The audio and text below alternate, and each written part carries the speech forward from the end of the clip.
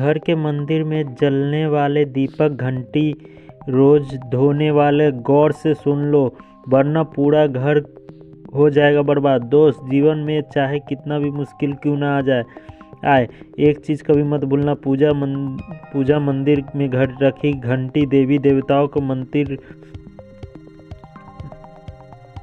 मूर्तियाँ और जलते दीपक के साथ कुछ गलतियाँ ऐसी होती है जो अगर कोई तो किस्मत का पहिया उल्टा घूमने लगता है। ऐसे में दुर्भाग्य आता है कि संभालना भी नामुमकिन हो जाता है। घर में बरकत रुक जाती है, खुशियाँ सूख जाती है और गरीबी ऐसे कदम चूमने लगती है कि चाहकर भी हटती नहीं है।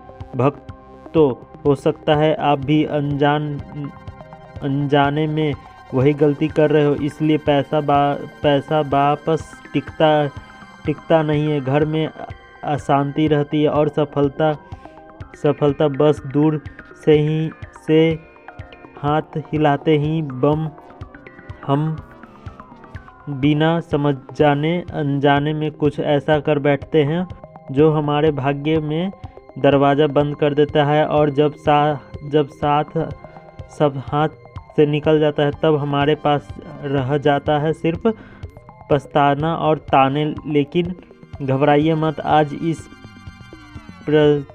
प्रवचन में हम आपको पूजा मंदिर से जुड़ी हुई रहस्यपूर्ण बातें बताएंगे, जिन्हें सुनकर आप दिल खुद कहेगा कि गुरुजी, आपने तो मेरी सोई किस्मत जगा दी।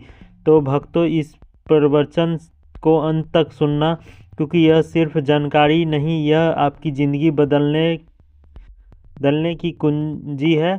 बहुत से लोग पवित्र वास्तु और धर्म का प्रतीक मानकर मंदिर में रख लेते हैं, लेकिन वही सबसे बड़ी गलती कर बैठते हैं। आज हम विस्तार से जानेंगे कि पूजा मंदिर में कौन सी चीज़ रखना शुभ है और कौन सी अशुभ, दीपक के कितने बजे जलाना चाहिए और जलाते समय कौन सा मंत्र बोलना चाहिए, घंटी कब बजानी चाहिए और सुबह बजानी है या शाम को, और कितनी बार शंख कब और कैसे बजाना चाहिए और बजाते समय किस मंत्र का जाप करना चाहिए, दीपक रोज धोना चाहिए या नहीं, मंदिर में कितनी मूर्तियाँ रखनी चाहिए और क्यों। यह 7-8 बातें छोटी लग सकती है, लेकिन इनका असर आपकी किस्मत पर सीधा पड़ता है। और अभी परसों से कथा में एक भक्त ने हमसे पूछा था, गुरुजी, मैं रोज़ पूजा करता हूँ लेकिन फल क्यों नहीं मिलता है, उल्टा नुकसान ही हो जाता है। इस प्रवचन में हम इस रहस्य को नज़दीक से जानेंगे। पूजा हमारे जीवन में अभिन्न हिस्सा है और हर कोई किसी का न किसी देवी देवता का आराधना करता है। कोई माँ दुर्गा को चरणों में शीश झुकाता है तो कोई भगवान विष्णु के नाम से सरमन करता है, और हाँ, उनकी पूजा का फल भी मिलता है। लेकिन क्या आप जानते हैं, छोटी छोटी अनजानी गलतियाँ उसे भी फल को रोक देती है। यह गलतियाँ इतनी मामूली लगती है कि हमने इन्हें नज़रअंदाज कर देते हैं, लेकिन शास्त्रों में साफ लिखा है, पूजा में पुण्य फल पाना है तो इन बातों पर का ध्यान रखना जरूरी है। आज हम बात करेंगे कि घर के मंदिर में दीपक और घंटी के सही उपयोग के बारे में। क्या आप दीपक को रोज़ धोना चाहिए या हफ्ते में 1 बार 2 बार? धातु का दिया और तो कब और कैसे साफ करनी चाहिए? मिट्टी के दीपक का सही समय और सही अवसर कौन से है? मंदिर में किस प्रकार की घंटी का उपयोग शुभ है, सबसे शुभ माना जाता है? घंटी कब बजानी चाहिए, कितनी बार बजानी है, और क्या शाम की पूजा में घंटी बजाना उचित है? इन सभी सवालों का जवाब आपको आज इस प्रवचन में मिलेगा। भक्तों, एक बात का याद रखें, अधूरी जानकारी कभी कभी नुकसानदेह साबित होती है, इसलिए इस प्रवचन को अंत तक जरूर सुने। कुछ लोग तो होते हैं जो वीडियो को इधर उधर से काट कर देखते हैं, बीच से स्किप कर देते हैं और फिर कहते हैं कि जीवन में सफलता क्यों नहीं मिल रही है। तो अरे, जब ज्ञान ही आधा अधूरा ले रहे हैं तो फल क्या पूरा कैसे मिलेगा। सॉरी। भक्तों, सबसे पहले बात करते हैं कि मिट्टी की दिया, यह साधारण सा दिखने वाला दिया वास्तव में शुद्ध और पवित्र का प्रतीक है। दीपावली हो कि कोई धार्मिक पर्व हो या फिर कोई बड़ा सा अनुष्ठान, मिट्टी का दिया जलाने का अपना ही एक महत्व है। घर के मंदिर में या दरवाजे पर पास ही जब इसे जलाया जाता है तो ऐसा लगता है कि मानो कि लक्ष्मी माता खुद आपके आगमन में प्रवेश कर रही हो। लेकिन सॉरी, ध्यान दीजिए, जब ये दिया मंदिर में रखा जाता है तो इसके नियम बदल जाते हैं। मिट्टी का दिया एक बार जलने के बाद दोबारा मंदिर में नहीं रखना चाहिए। हर बार नया मिट्टी का दिया ही उपयोग शुभ माना गया है। ऐसे करने पर वास्तु दोष दूर हो रहता है और घर में बरकत बनी रहती है। अब आगे के इस प्रचार में प्रवचन में हम जानेंगे कि मंदिर में घंटी से जुड़े हुए रहस्य जो शायद आपके पहले कभी नहीं बताए गए हैं। अब आते हैं धातु के दिए पर। आपने देखा होगा कि लेकिन पीतल और तांबे के लिए इसे इस्तेमाल करते हैं। यह न केवल सुंदर होता है बल्कि इसे धार्मिक महत्वपूर्ण अत्यंत ग्रह है। लेकिन भक्तों ने इन्हें सिर्फ जलाना काफ़ी नहीं है, इनका शुद्धित भी उतनी ही जरूरी है। इन्हें रोज धोकर खासकर गंगा जल से साफ करना चाहिए। गंगा जल से धोने पर दिया पवित्र हो जाता है और घर में सकारात्मक ऊर्जा और फैल जाती है।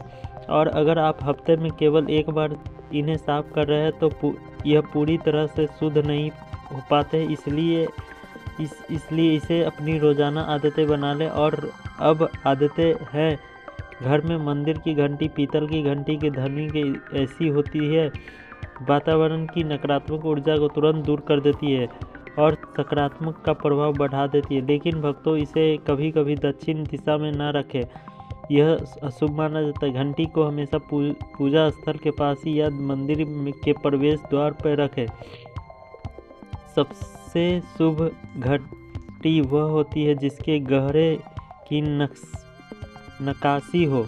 इसे गरुड़ घंटी कहते हैं और इसे अत्यंत पवित्र और फलदायक माना गया है। अब सवाल आता है कि घंटी कितनी बार बजानी चाहिए। भोग लगाते समय घंटी को 5 बार बजाएं। ऐसे करने से भगवान भोग को जल्दी स्वीकार कर लेते हैं। भोजन के दौरान घंटी को जोर जोर से या लगातार नहीं बजाना चाहिए, सिर्फ 3 बार बजाना ही उचित है। घंटी को हमेशा दाहिने हाथ में ही बजाएं और इनसे मुख्य पूजन स्थल की ओर होना चाहिए। यदि रखी घंटी को सुबह पूजा की में ही शुभ माना गया है, बजाना शुभ माना गया है, शाम की पूजा घंटी बजाने की सब चलाने की कोई शास्त्रों में से इसे उचित नहीं माना गया है। नियम को पालन करने से आपका पूजा पाठ कोई गुना अधिक नहीं है, फलदायक और प्रभाविक हो जाएगा। भक्तों, यह बातें छोटी लग सकती है लेकिन इनका असर काफ़ी किस्मत गहरा है पड़ता है। भक्तों, एक और बहुत ही महत्वपूर्ण बात है जो अक्सर लोग नज़रअंदाज कर देते हैं, जबकि जब भी आप किसी मंदिर जाएं तो खासकर आपके घर के बाहर वाले मंदिर में 2-3 मंदिर प्रवेश करते समय घंटी बजाएं। मंदिर के से बाहर निकलते समय घंटी बजाएं, कोई की आवश्यकता नहीं होती है। जब आप घंटी को बजाते हैं तो सिर्फ आवाज़ नहीं होता, यह भगवान को दिया गया संकेत होता है कि प्रभु मैं आपके द्वार पे आ चुका हूँ, आपकी शरण में हूँ।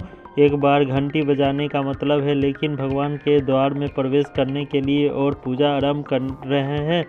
तो 2 बार घंटी बजाने का अर्थ है आप अपनी प्रार्थना को, अपने मन में की बातें सीधे भगवान के समझ रख रहे हैं।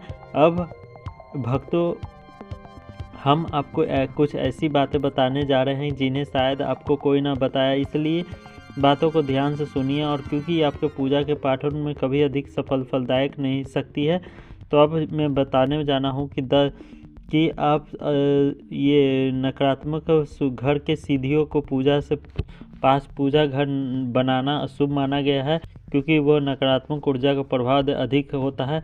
भगवान आसान से हमेशा आपके पास आसान से पहुंचना चाहिए। कम से कम 10 इंच भगवान की प्रतिमा अधिक सीधा जमीन पर रखना शुभ है माना जाता है। ऊंचे स्नान पर पूजा स्थल पर सकारात्मक ऊर्जा और ऐसी ऊर्जा मिलती है। तो इसीलिए दोस्तों, और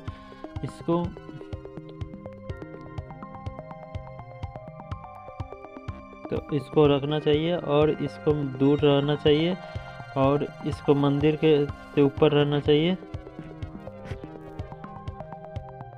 और यह नकारात्मक को दूर करने का वातावरण को शुद्ध करता है और आपके मन में शांति प्रदान करता है। दीपक की हल्की स्थिर लो मानो भगवान आशीर्वाद आपके जीवन में रोशन कर रही हो। इसलिए भक्तों, जबकि आपके दीपक जलाए तो ऊपर बताए गए सभी नियमों का पालन करें। यही नियम आपके जीवन में भगवान की कृपा का स्थानीय बनाएगा और घर के सकारात्मक प्रभाव निरंतर बनाए रखेंगे। दोस्तों, इसी के साथ आज का सत्संग समाप्त होता है। राधे राधे। मिलते हैं दोस्तों नेक्स्ट वीडियो में।